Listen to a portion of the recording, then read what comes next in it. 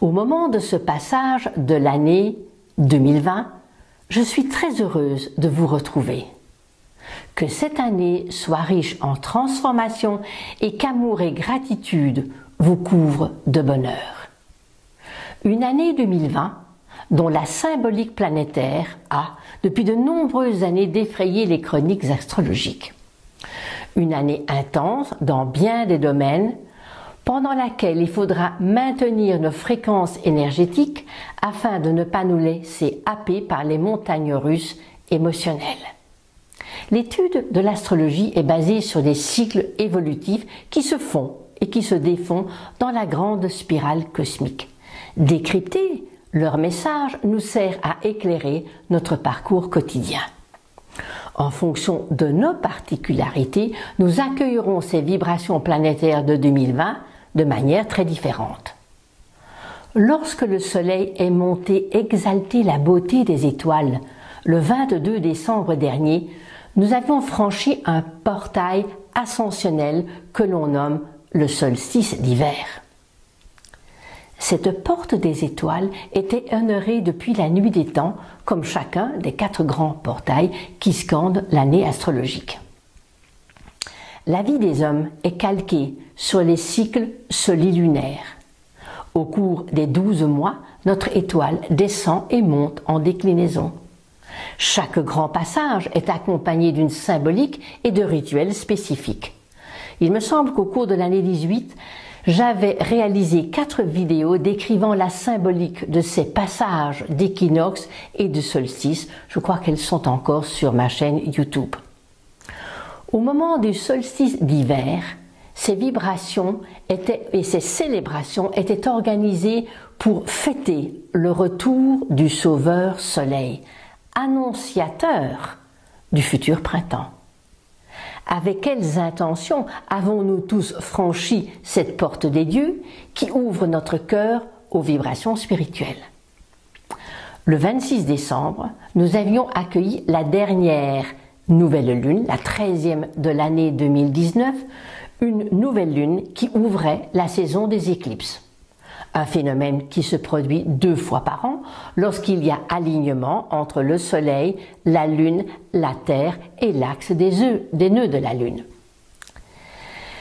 Les connaissances des cycles d'éclipses étaient connues depuis très longtemps car elles servaient surtout de prévision en politique, en économie, pour l'agriculture et pour planifier les guerres. Si le niveau de conscience a sensiblement évolué depuis ces époques lointaines, l'influence des éclipses est toujours bel et bien ressentie planétairement en fonction de nos cartes du ciel respectives. Ce n'est pas ce que l'on vit qui est important, mais notre manière de le vivre, nos réactions émotionnelles par rapport à ce vécu. Pour mieux comprendre le sens des transits ou de ces phénomènes stellaires, prenez l'habitude, chaque mois, de les situer dans votre carte du ciel. Le passage de l'année 2019 vers l'année 2020 sera donc coloré ou est coloré par les vibrations énergétiques de la dernière nouvelle lune qui eut lieu le 26 décembre dernier. Quels sont les messages qui accompagnent cette dernière nouvelle lune avec éclipse liée au nœud sud Capricorne? Quelques points que l'on va rappeler. Nous débarrasser des anciens codes, de tous ceux qui nous gardent prisonniers des schémas passés, par peur, par facilité, par paresse, ou encore par compensation, car nous n'avons rien mis d'autre en place. Mais prendre conscience de ces formatages, les dépasser, ouvre notre cœur et notre âme aux vibrations collectives et cosmiques. Un chemin royal pour développer notre multidimensionnalité. Un deuxième point intéressant de cette nouvelle lune était d'accepter et d'intégrer les limites du maître du temps, Saturne. Pourquoi est-ce si important d'intégrer les limites? Parce que sans les structures intérieures de Saturne, il est quasi impossible d'accéder à celles d'Uranus. Ces constructions saturniennes sont les conditions sine qua non pour accéder à des énergies plus subtiles qui nous hissent vers d'autres niveaux de conscience. L'ensemble de ces changements de conscience participeront à l'élaboration du nouveau paradigme de ce XXIe siècle. Lors de notre involution dans la densité de la matière depuis la source, nous avons fait de multiples expériences. Chacune a été enrichie, nous a enrichis, nous a structurés. Nous sommes de plus en plus nombreux à ressentir des vibrations très différentes qui nous interpellent, qui nous bousculent. Nos perceptions s'affinent, nous offrant une vision plus élargie du monde qui nous entoure. Toutes ces perceptions modifient notre manière radicale de penser, de vivre nos liens avec notre entourage, avec nos amis, dans notre milieu familial, dans notre environnement professionnel et social. Ces modifications se révèlent très déroutantes. Des liens se font quand d'autres se défont. Des familles d'âmes se retrouvent. On ressent bien la force de cette évolution qui converge vers une même et unique destination, l'amour de la source. L'année 2019 va être une année très importante, ou a été, une année très importante sur bien des plans. C'était une année qui vibrait aux énergies du nombre 12 et du pendu, des vibrations qui nous mettent face à notre devenir. On doit se libérer d'une matrice pour oser plonger dans l'inconnu, comme une naissance. L'arcane du pendu nous met face à des choix d'âme, rester prisonniers de ce que nous savons, de ce que nous avons, ou oser couper ces cordons en acceptant de vivre de nouvelles expériences. Les configurations de toutes ces configurations de 2019, que devons-nous retenir pour mieux appréhender 2020? Quelques aspects que j'aimerais bien reprendre ici en résumé. L'aspect de Jupiter Sagittaire au carré de Neptune Poisson qui nous incitait à modifier ou en tout cas à prendre conscience de nos croyances en développant à l'intérieur de nous une confiance et une foi sans coloration dogmatique, sans influence. 2.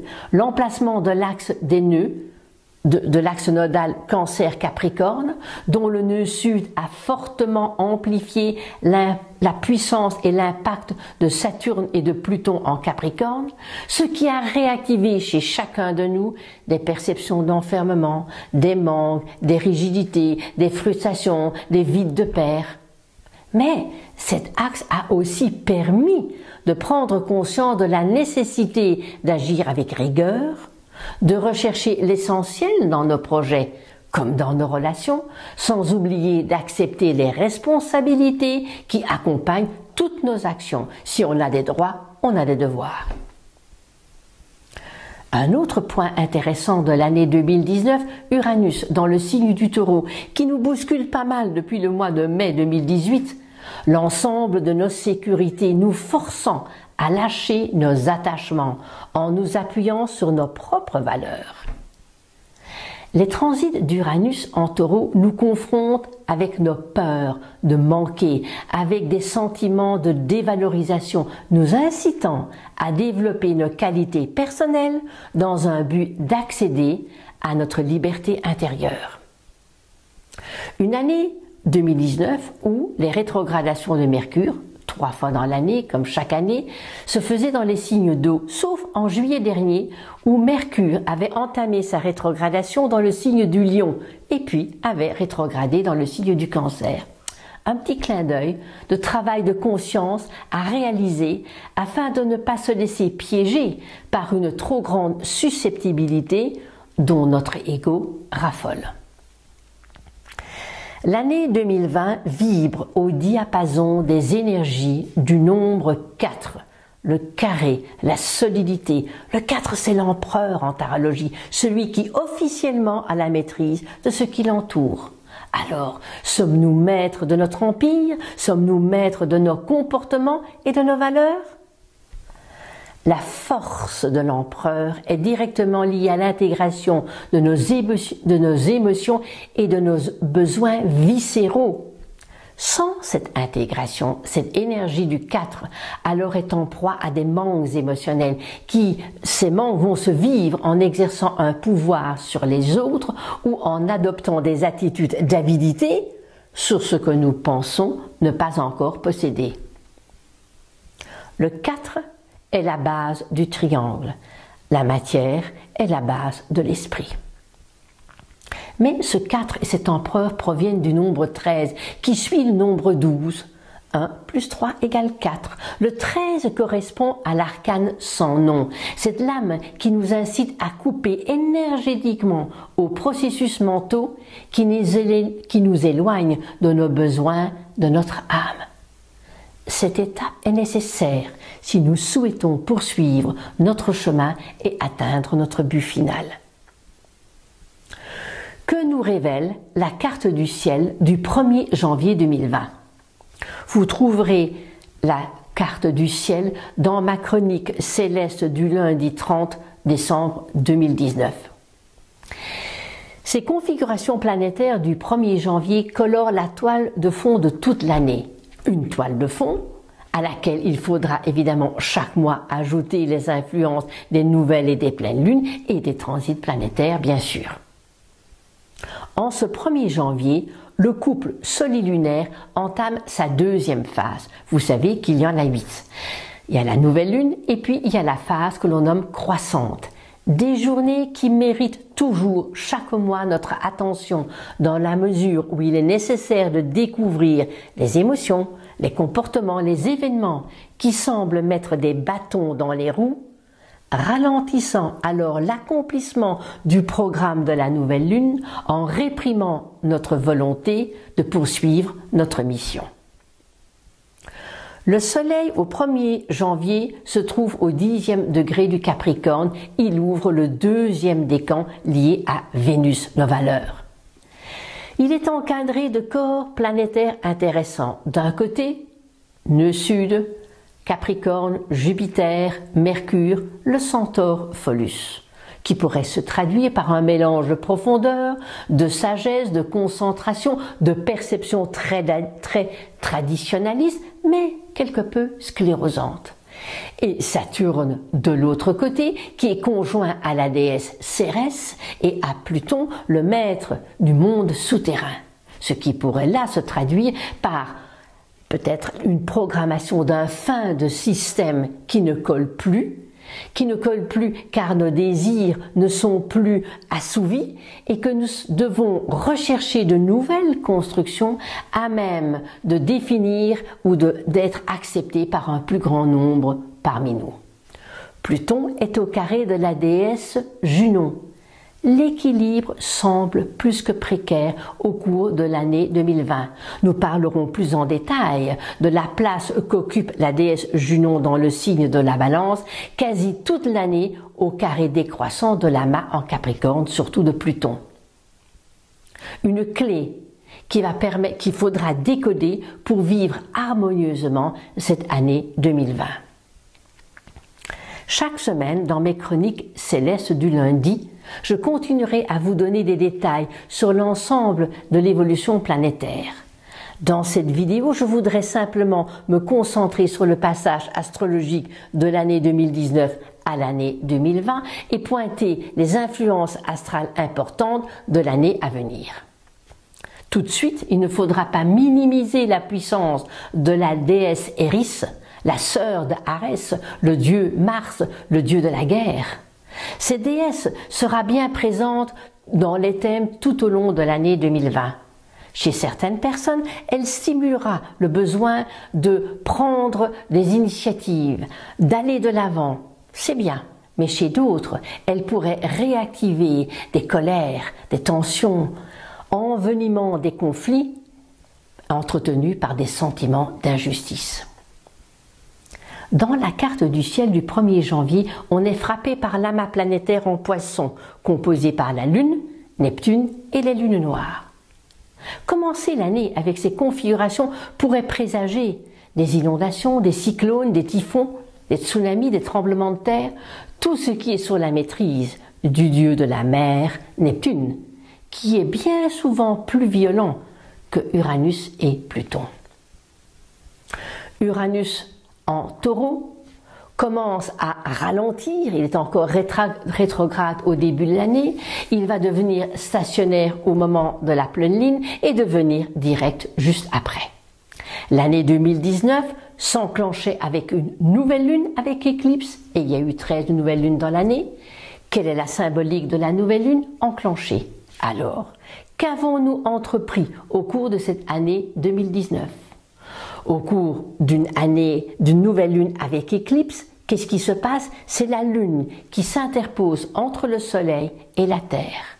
Alors, à quoi avons-nous dû renoncer au cours de 2019 dans des domaines professionnels, dans la sphère familiale, dans des déménagements, quitter des lieux, des habitations, lors peut-être de litiges juridiques, dans l'élaboration de projets qui finalement n'ont pas abouti? Mais malgré toutes ces difficultés, c'était juste pour nous et le cheminement nouveau s'est révélé meilleur que celui que l'on souhaitait. L'année 2020 s'enclenche avec une pleine lune avec éclipse. Cette année 2020 se terminera avec la dernière pleine lune le 30 décembre 2020. Avec une pleine lune, je récolte. Alors, qu'allons-nous récolter le 30 décembre 2020? Pour cela, nous devrons nous assurer que les moissons seront à la hauteur des semailles. Au moment d'une éclipse de pleine lune, c'est la Terre qui s'interpose entre la lumière solaire et l'ombre lunaire. Comment analyser cet aspect en lien avec l'axe de la destinée que représentent les nœuds de la Lune? Actuellement encore Cancer Capricorne jusqu'en mai 2020 et à ce moment-là, cet axe passera le flambeau à l'axe Gémeaux Sagittaire. Nous en reparlerons en détail. Il y a plusieurs possibilités pour vivre une éclipse de lune. Soit nous sommes alignés, bien dans nos baskets, détachés émotionnellement, nous vivrons alors cette pleine lune comme un nouveau mariage entre ici la rigueur capricornienne et l'expression émotionnelle et créatrice du Cancer. Mais si nous avons fui nos responsabilités, si nous avons cru que tout était en ordre, eh bien, nous allons rester dans nos rêves, dans nos illusions, dans nos leurres, et cette pleine lune s'avérera alors un constat douloureux.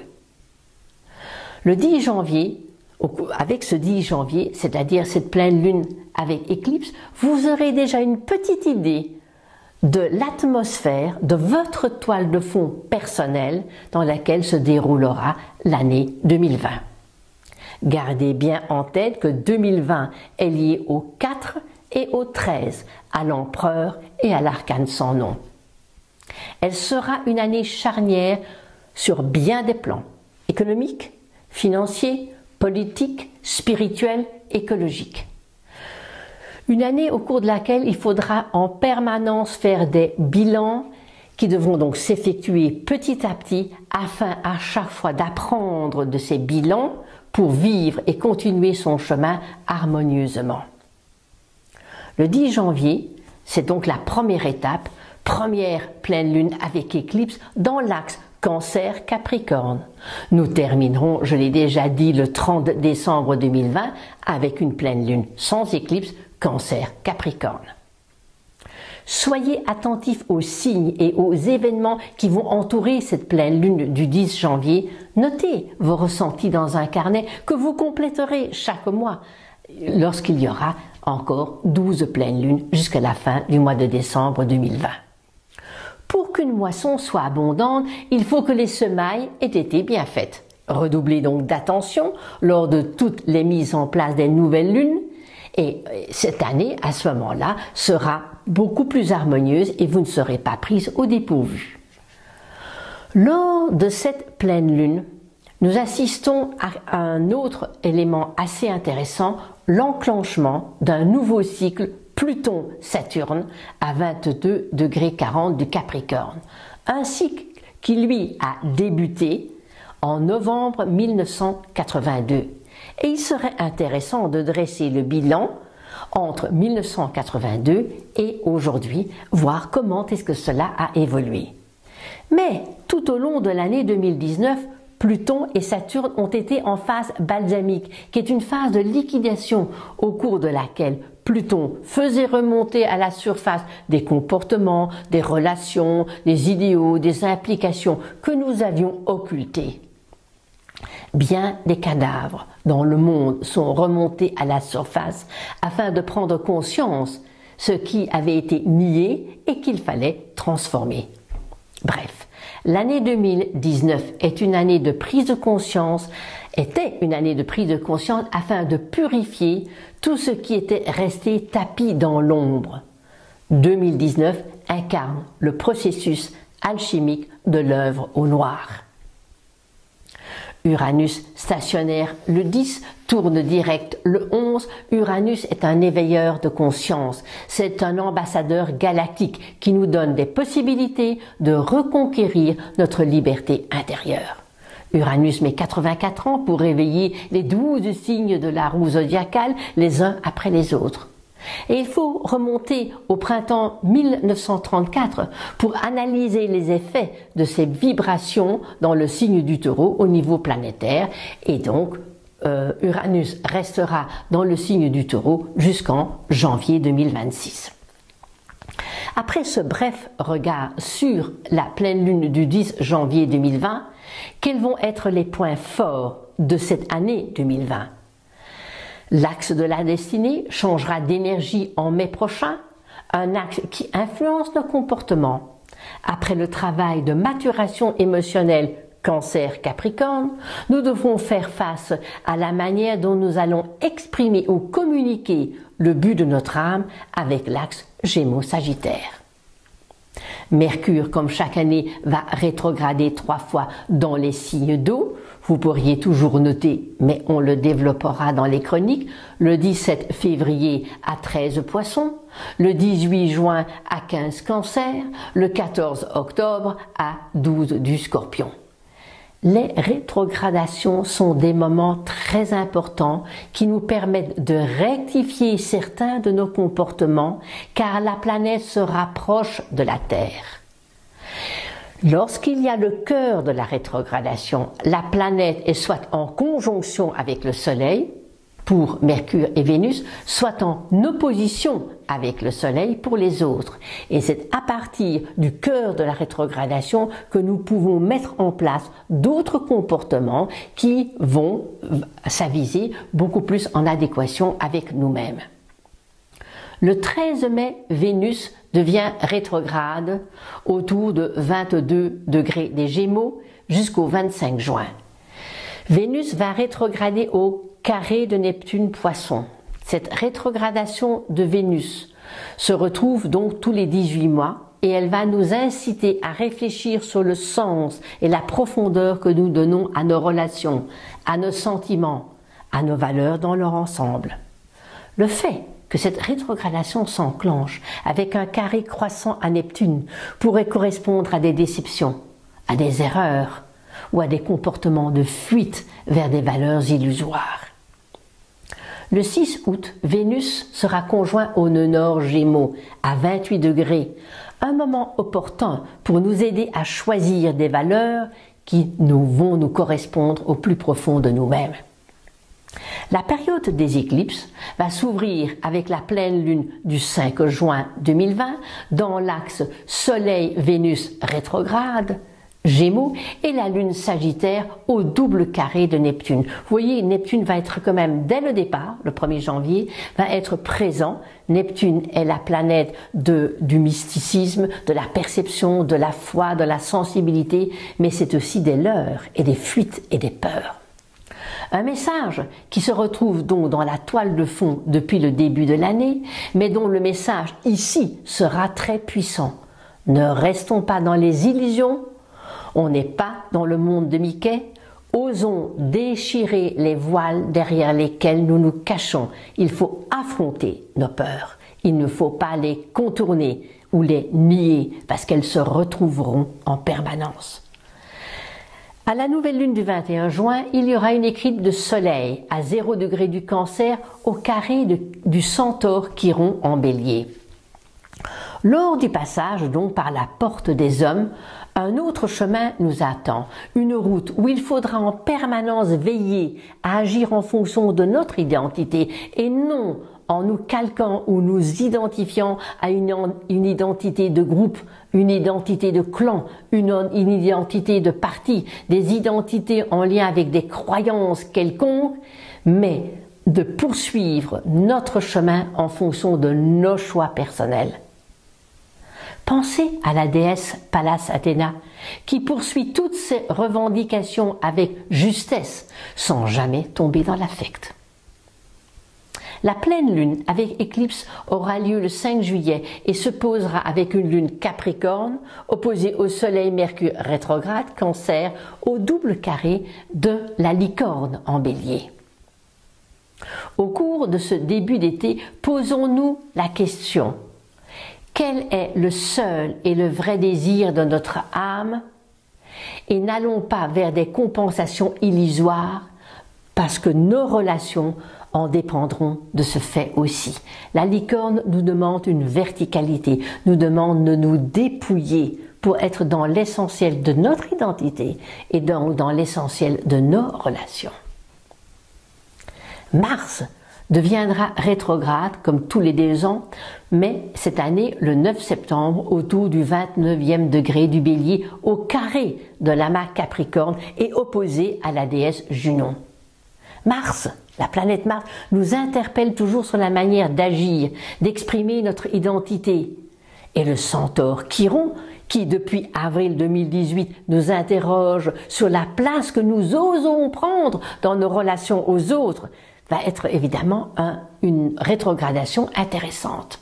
Car la rétrogradation de Mars accentuera ce travail donc de Mars qui ne deviendra direct que le 14 novembre au moment de la nouvelle lune en Scorpion. Donc on pourrait presque dire que ce mois de septembre, octobre jusqu'à la mi-mars, eh bien nous devrons vraiment être vigilants par rapport à notre manière d'agir et non de réagir.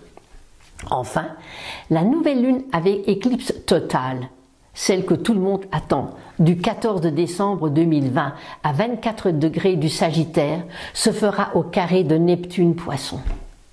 Des remontées de passion, d'idéalisme excessif et illusoire pourraient vraiment remonter à la surface. Mercure sera combuste, donc brûlé par le soleil, ne sera pas vraiment d'une aide pour nous à voir clair dans ces moments de grande confusion. Alors, ce que je vous disais au début de cette vidéo, les leçons apprises au cours de 2019 seront les bienvenues pour passer ces moments plus que critiques.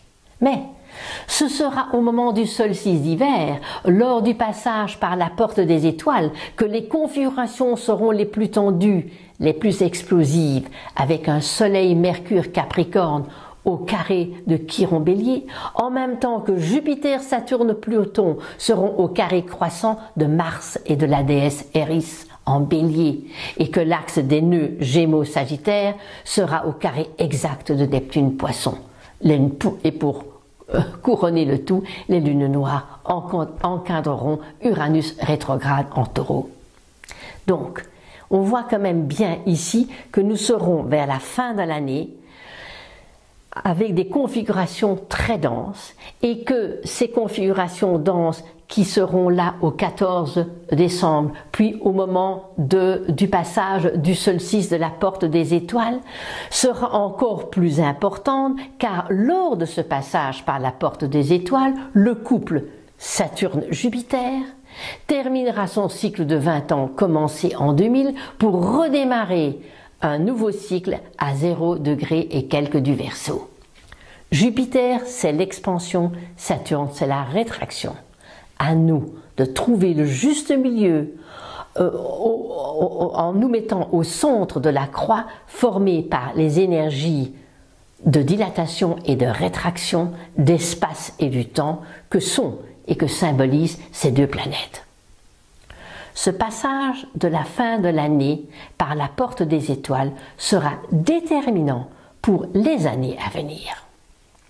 Comme je l'ai déjà dit, nous avons commencé l'année 2020 avec une pleine lune dans l'axe Cancer-Capricorne et nous la terminons avec une pleine lune dans l'axe Cancer-Capricorne. Au moment de cette dernière pleine lune, le Soleil, Mercure, Saturne, Pluton en Capricorne sera opposé à la lune Cancer colorée par le nœud nord, au double carré donc de Junon en Balance et du trigone de Neptune et de la lune en Poisson.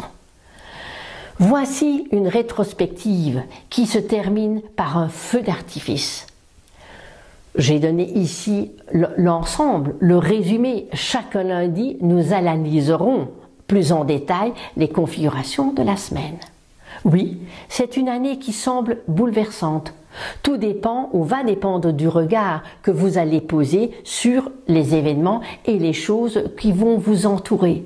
C'est le regard que l'on pose sur quelque chose est une réalité quantique. Au prorata des transformations alchimiques réalisées en 2019, nous aborderons une nouvelle étape. L'œuvre au noir dont nous avons pris conscience au cours de cette année, donc 2019, qui est pour moi une année qui correspond à l'œuvre au noir, nous avons pris conscience de nos besoins afin d'exprimer plus justement notre identité avec ouverture et amour.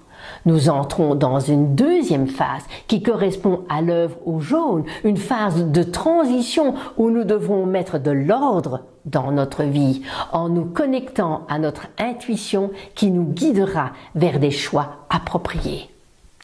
L'année 2020 est une année de transition au cours de laquelle plus nous serons connectés à nos perceptions subtiles et spirituelles, mieux nous aborderons l'étape suivante qui est l'œuvre au blanc, au cours de laquelle se manifeste une transformation profonde du plomb en or. Cette étape sera suivie par l'œuvre au rouge, de laquelle jaillira notre côté très co-créateur. Nous sommes co-créateurs cosmiques. Nous avons cette possibilité. Et ce changement de plan de conscience nous amènera à la dernière étape, au moment où au moment où le plomb sera totalement changé en or. C'est tout le processus alchimique qui est un processus merveilleux. Donc oui, l'année pourrait être difficile, mais si nous nous adaptons et que nous comprenons qu'il faut passer à la dégradation et à la destruction d'une carapace à un moment donné, et que cette destruction, cette déconstruction peut nous amener à une reconstruction. L'année 2020, au cours de laquelle il faudra s'appuyer sur des perceptions intérieures, sans coloration dogmatique, sans rigidité, mais en se connectant au Seigneur Uranus, qui va nous aider toute l'année à déployer nos ailes spirituelles qui nous conduiront à notre liberté intérieure. Avec mon amie Barbara Alatas, nous nous retrouverons à Paris les 18 et 19 janvier prochains pour un stage où nous allons parler de l'éveilleur galactique qui se nomme Uranus. Au cours du week-end, nous aborderons non seulement le côté astrologique, mais surtout l'éveil spirituel que nous insuffle cette 8e planète. Grâce à la carte du ciel de chacun des participants, des conseils personnels et appropriés seront donnés afin d'accueillir ces vibrations cosmiques le mieux possible. Ce stage sera en quelque sorte préparateur de notre stage résidentiel du mois de mai sur Paros, dans ce coin absolument magique et magnifique de la mer Égée. Au cours de cette semaine, en parcourant des sites bien spécifiques vibratoirement, nous prendrons connaissance et conscience de l'ensemble des grandes configurations planétaires de 2020 que j'ai un tout petit peu effleuré, comme la conjonction Pluton-Saturne, Saturne-Jupiter, l'axe des nœuds qui change de vibration, l'influence de Neptune en Poisson, d'Uranus dans le signe du Taureau. Quels seront éventuellement les messages d'Athéna, de Cérès ou de Junon? Sans oublier l'apport du centaure Chiron qui participe au passage vers une autre dimension beaucoup plus subtile. Barbara, avec son enseignement, nous donnera les clés en lien avec les vibrations cosmiques de cette année 2020. Avec Christine Chenin-Desvignes, nous avons mis déjà en place un premier stage sur Paris qui se passera sur 3 week-ends où nous aborderons le chemin initiatique d'Hercule qui parcourt ses 12 missions en résonance avec nos 12 missions de notre roue zodiacale. Au vu du succès de ce stage, nous projetons de le donner dans le Morvan, pas sur 3 week-ends mais sur 2 week-ends de 3 jours, à la mi-juin et à la mi-septembre, parce qu'on pensait que peut-être le faire ici en résidentiel sur 3 jours allait nous permettre de mieux intégrer tout ce travail fabuleux des 12 signes et des 12 missions. Christine, en tant que thérapeute et sophrologue, accompagnera mon enseignant en donnant la possibilité d'intégrer sur d'autres niveaux psychologiques et corporels l'enseignement qui est donné au niveau mythologique et astrologique. Des exercices énergétiques, des méditations et des balades accompagneront ces stages. Ici, chez moi, dans cette région des lacs et des forêts, que l'on appelle le parc du Morvan, c'est une région que je découvre depuis plus d'1 an maintenant, ou presque 1 an, qui est un lieu plus que propice à l'intégration des enseignements spirituels. Nous allons donc réfléchir ensemble, Barbara, Christine et moi-même, de quelle manière nous pourrions travailler et vivre en conscience des sujets bien précis. Vous trouverez les détails de tous ces projets, que cela soit sur le site de Barbara, de Christine ou de moi-même. Je vous remercie de votre attention et en attendant de vous retrouver hebdomadairement avec mes chroniques, je vous souhaite du fond du cœur une très belle année 2020. Que l'amour soit votre muse, quoi qu'il arrive. Avec toute mon affection et toute ma gratitude.